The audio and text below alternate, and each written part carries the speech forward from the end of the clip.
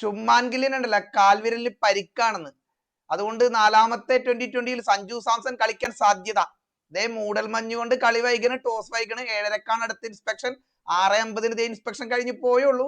അപ്പൊ ഞാൻ പറയണതല്ലട്ടെ, ഇത് ടൈംസ് ഓഫ് ഇന്ത്യയുടെ മൽഹോത്രയൊക്കെ റിപ്പോർട്ട് ചെയ്യുന്നുണ്ട്. ഞാനൊരു സ്ക്രീൻഷോട്ടും കാണിക്കാം ഇതിനകത്ത്. അവരൊക്കെ റിപ്പോർട്ട് ചെയ്യുന്നുണ്ട് ഈ സഞ്ജു സാംസണൊക്കെ ടീമിൽ ഇല്ലെങ്കിൽ എന്നെ ഒന്ന് കുറ്റം പറയരുത്. അപ്പൊ എല്ലാവരും ബ്രേക്കിംഗ് ന്യൂസ് ശുഭ്മാൻ ഗില്ലി എന്താ പറയുക റൂൾഡ് ഔട്ട് എന്നും പറഞ്ഞിട്ടും കാണിക്കുന്നുണ്ട്. ശുഭ്മാൻ ഗിൽ റൂൾഡ് ഔട്ട് ആയാലുള്ള വിഷമം കൊണ്ടല്ല പറയണത്, അല്ല റൂൾഡ് ഔട്ട് ആയതിന്റെ ഒരു കാര്യം കൊണ്ടല്ല പറയണത്. സഞ്ജു സാംസൺ അവസരം കിട്ടാൻ സാധ്യതയുണ്ട്. പക്ഷെ 7:30 വരെ ഉള്ളു. 7:30 ഒക്കെ ആകുമ്പോൾ അറിയാൻ പറ്റും അടുത്ത ഇൻസ്പെക്ഷൻ മൂടൽമഞ്ഞിന്റെ.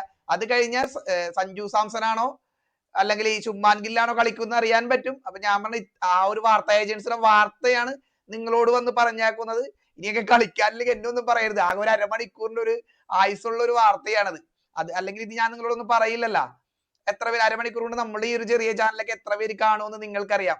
അപ്പൊ ശുഭ്മാൻ ഗില്ലിന്റെ കാൽ വിരലിന് എന്തോ പരിക്ക് പറ്റിയിട്ടുണ്ട്. അതുകൊണ്ട് സഞ്ജു സാംസൺ ആയിരിക്കും ഓപ്പണിംഗ് ഇറക്കുന്നുണ്ട്. ടൈംസ് ഓഫ് ഇന്ത്യയുടെ റിപ്പോർട്ടിൽ പറയുന്നതായിട്ടാണ് വാർത്തകൾ വരുന്നത്. അതേപോലെ തന്നെ ഓൺലൈൻ മീഡിയാസും റിപ്പോർട്ട് ചെയ്യുന്നുണ്ട്.